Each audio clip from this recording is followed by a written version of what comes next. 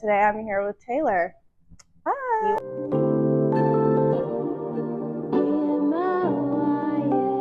You are the director of Win for KC. Yes, I am. I guess I kind of wanted to get into how did you get here, going through your life, and stuff like that. Love it. Let's go to the start. Okay. So started college at K-State. I got hurt in high school and lost a lot of scholarships. So ended up at K-State, was on the rowing team, hated that. K-State was not my scene. So graduated there, still had eligibility left, and moved to Miami. Yeah. Insert the clip of Miami by Will Smith. Yeah, exactly. I was like, this is me. This is more my speed. So get down there, got to play basketball, which was like a dream. Got my master's in sports psych. I worked for Special Olympics Miami down there and did their inclusive school programming. Mm-hmm. Basically, helping schools be more inclusive for kiddos with intellectual disabilities, which really, filters out to be for all kids. But really focusing on providing an opportunity for kids with and without disabilities to play on the same playing field. So finally, working for a nonprofit, living in Miami, wasn't working out. So I moved back to Kansas City, and I worked for Special Olympics Kansas for 5 years. At the time, I was asked to pilot a program with Special Olympics North America, which is their Unified Champion City School Initiative. Cool. So really focusing on school districts that are serving students that are 75% or more minority students, mm-hmm. and then 75% or more students who are qualifying for free and reduced lunch. So really underserved populations. And so when I took that role, I was like, all right, I lived in Miami and I worked in this population, but I'm from Overland Park. Right. So, I don't necessarily know what's best for this community. I've been working in schools for years, but this is different. So I ended up getting my second master's in leadership and diversity, equity, and inclusion. Okay. And that was so helpful, really taught me just a lot of different ways to work in the community, especially communities I don't necessarily look like. And so that was a great opportunity. Loved working for Special Olympics, but I was ready to learn new things, and I really missed being in the sports world and being surrounded by women and that kind of world. So started looking for jobs. Like 2 years I was applying for jobs. Yeah. So it was a grind. I never thought I would be where I am now. And honestly, when I applied for this position, I was like, yeah, right. And then I was like, oh, wait, this is happening. Yeah. And here I am, 10 months later. Cool. So you started in January of this past year. Yep. And how has that kind of changed from working in Special Olympics, then coming to a nonprofit organization, not really working with kids as much anymore? Yeah. I would say that by the end of my role at Special Olympics, I was way less hands-on. Mm-hmm. So I wasn't having as much like day-to-day interaction with individuals with intellectual disabilities. So I had kind of already lost that piece, which was hard for me, but I also really love like organizational development. And so I will say, I think the transition to the commission, mm-hmm. The commission is a nonprofit. It's a foundation. And so I think that working for a nonprofit, but like a nonprofit like Special Olympics kind of gave me an edge coming here, because I think in nonprofit terms, and I really did everything there. Like it's a grind nonprofit. So everybody does fundraising, everyone does events, everyone does marketing. I mean, you do everything at those types of organizations because it does take so many people. And I think that really helped me. I think now I feel a little bit like I'm in a luxury place. And so I think, also what's been hard for me is I'm pretty introverted. And so this position is pretty public facing. And so there's a lot of interviews and being in front of people. And so I really had to kind of like work on that side of things. So some growth there.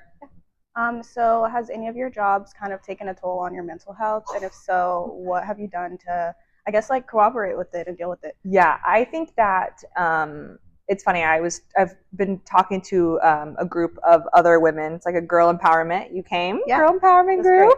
So it's like Madam President, Girls on the Run, and then Big Brothers Big Sisters. came as well. And it's interesting, I think, and even just talking to my psychologist, they talk about people who work in nonprofit utilize mental health services the least. Wow, that's interesting. And need them the most. And I think that there was a time a few years ago where I felt like, okay, me personally, I'm a giver. I'm an empathetic. Yeah, there you go. That. And then my job is literally to give to others. And so I think for a while, and then I was working, I was going to school. I was working 2 jobs. I was working at Lululemon. Okay. Best part-time job ever. But when your job is to serve, and then you're naturally like a server at heart, you're constantly like pouring. And I also had not learned about boundaries yet. And so I was in a really dark place because I wasn't taking care of myself first. And so I think starting this job has really allowed me to kind of like reset, set my expectations, set boundaries. I'm still learning, but also I think we do a good job here of, things are a little bit more balanced. I think that's just really me learning how to do that. But yeah, I think I think being a woman, there are just these expectations as women in the workplace and women in sports and in nonprofit, like the expectations are here. You do above and beyond your job description. Yeah. And so I've had to really like balance that and figure out. I'm still figuring it out, but therapy. Love therapy. Talked to my yoga therapist yesterday. Yeah. Going to the gym, like doing all the things. Yeah. So what made you go back and get a second master's degree instead of maybe going for a PhD or, yeah, that's the highest you can go, PhD. I know. So originally the game plan was to become a sports psychologist. Okay. And then I got on that track and I realized my personality might not be the best for being a sports psychologist. I think that I don't know. Sometimes I think maybe I feel too much for others and that could be hard. I think also sometimes I'm blunt. Yeah. And so that could have been hard. I think that I was trying to figure out what I wanted to do. And the second master's in diversity, equity, and inclusion was really like helping me solve a problem to, be a better employee, but also being a better person. Yeah. And so I think that's why I did that. And then when I was finishing up my second master's, they were like, all right, you ready to do your doctorate? Yeah. And I think DeAndre would bye. Like, I think he would lose his mind. Yeah. If I did that, because that would be like 6 more. It'd be a lot more years. Yeah. You would still be in school today, would you? Oh, yeah. And also, like, who has money? Yeah. To not work and do a PhD full time. I think people sometimes forget that, there's a lot of privilege that can come with being able to pursue higher ed. And I was really lucky to get my second master's paid for, but woo, that student debt from the first master's is dark. And I had scholarships too. So yeah, there's no way I could afford to pursue higher ed and not be working. Any advice? Because I'm thinking about going to graduate school. So next fall, I plan to go to KU, get my master's in integrated marketing. So any advice that you have just for me or anybody that wants to for the people. Yeah. I just think I feel like you are too. I think the number one thing that I think has been beneficial for me as a person, as a student, as a leader, as an employee, is to constantly be curious and wanting to learn. Getting your master's is like, I just love to learn. And so I think you also have to figure out why you're getting it and how can it become a negotiating tool for more money, for a better position, for how can you use your master's to separate yourself? Especially in a time and place where now education is like, people are like, and it's expensive. And there's, so I think using it as a way, making sure you can be profitable from it, And then I think the number one thing that I loved while getting my master's is it's just different than undergrad in the sense that you can utilize it while you're doing it. Right. So like I'm in my classes for DEI and I'm having real life situations with equity, with sponsor equity. Like, why are we taking this sponsorship if our missions don't align? Actually, they're completely contradict. Is all money good money? Okay, how are we focusing on programming and making it sure it's equitable in these different communities? Like, how are we addressing these barriers? Like, I was able to utilize it, and that really helped my learning and putting it in practice, and then being able to say when I graduated and applied to this job, not only do I have a master's in this, but here's what I did with it in my job. So I think if you're in a place where you can learn and put it into practice at the same time, like that's just huge. And I think sometimes people don't think about that, and that was like the biggest help for me. And those people, my classmates, were helping me do my job. And your classmates, when you go to graduate school, they're some of my best friends. And so I think utilizing them going forward is huge. So being the director of WIN and all the huge wins that you've had so far, is there anything else that you would like to see or be incorporated with your time here?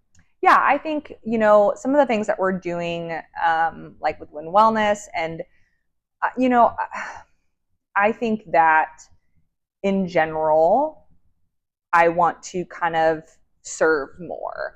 I think WIN has done such a great job with camp, and we've done really good jobs of like highlighting women in the community and recognizing them. And we've really just been this like group that has been a community. But I think we are in a place where, the pandemic hit and your community gets smaller. And so I think we're in a place where we can really grow our community. So I just really want to be intentional about reaching communities we haven't previously served, finding women who we haven't served before and could, and being intentional about that, because what we've done, at certain times might not work now. It might not work in certain communities. So I think really listening to what the community needs and having them tell us and see, okay, what we have be able to serve that purpose. I think sometimes where nonprofits mess up or groups mess up is they go to communities and say, here's what we have to offer, take it or leave it. Right.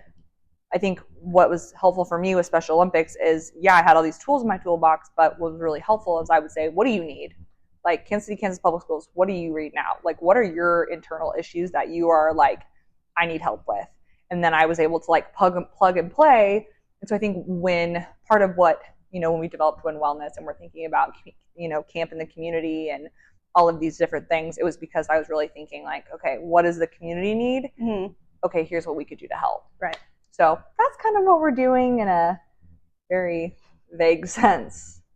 So seeing that the sports industry is predominantly dominated by men, and coming into the sports commission, there's actually a lot of women who work here. Yeah, I know. So did that kind of take a relief off of you whenever you got here, seeing like there's so many other women that work amongst yeah.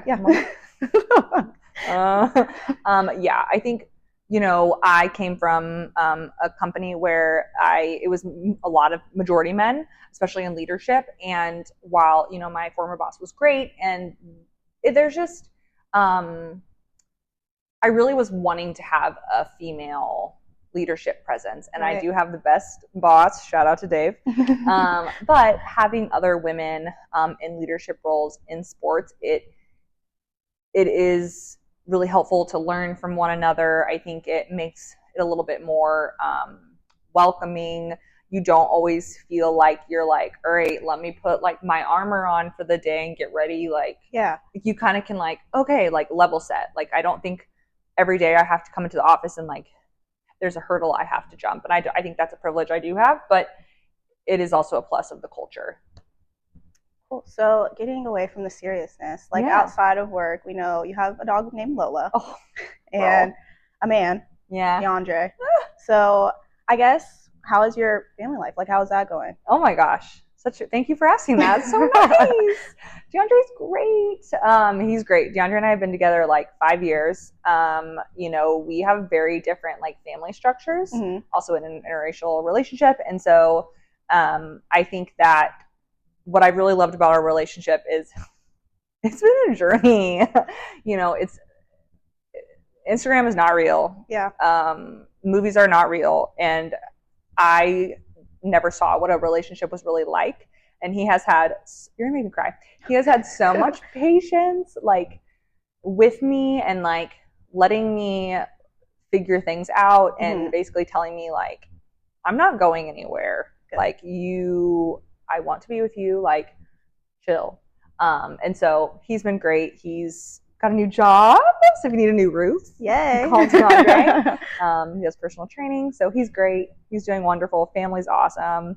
And Lola, she's so cute. DeAndre really wants another dog, but Lola's just so easy. And our life, you know, people ask us a lot, like, when are you getting married? And you know, I am waiting. That'd be great, but we've always been like about our time, and I think that's been like really key to the success of our relationship, is just not letting outside pressures like move things along. And we are both like, I obviously want kids someday, and I hope that I'm able to have that opportunity, but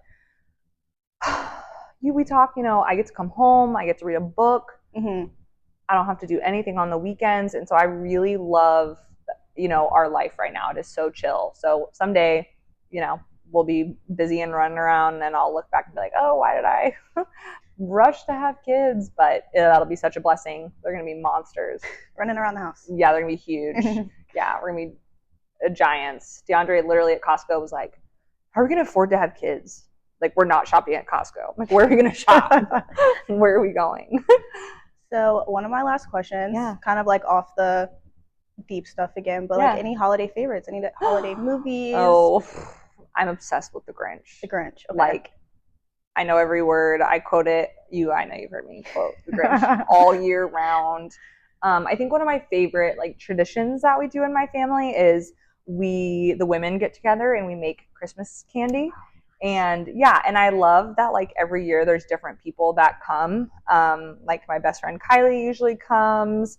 But just like over the years, like one of my good friends, Irma, and her mom came one year, and they're from Puerto Rico, so that was cool for them to like kind of see what we make in the Midwest, and then what like they make in Puerto Rico.